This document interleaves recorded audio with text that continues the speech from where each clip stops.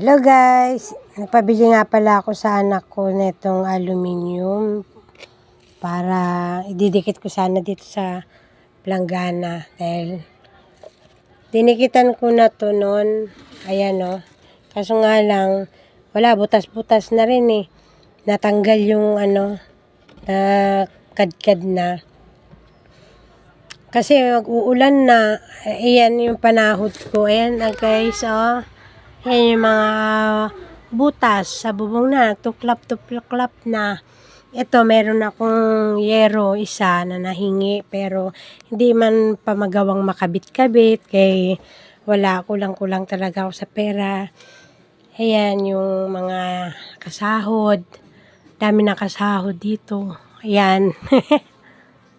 Dami na kasahod, no? Yan, puro sahod yan. Buti sana kung perang sasahurin.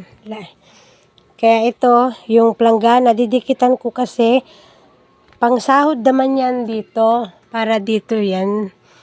Malakas ang tulo dyan eh. Mga nagtuklap-tuklap na yan. Ayan. Lahat yan, nagtuklap na. Sumuko na yung mga pako. Ayan. Kaya, puro tagpi na yan, guys. Diba? Kaya kailangan, ay ganyan talaga kapag ay solo parent ka, single mother ka. Ito nga rin aking yero. Ayun eh. Ayun o. Kumbaga, umalis na sa pako. Delikado na nga yan. Wala yung ganun talaga. Abot ito. Tinapalan na lang namin yan. Yung tapal para yung tulo. Marami rin butas sa tulo yan. Para yung butas dyan. May tapal na rin yan. Dito rin sa isa. Halos yan. Lahat yan. Tapal na. Ngayon nag-aalala nga ako. Ito sa darating na malakas na ulan.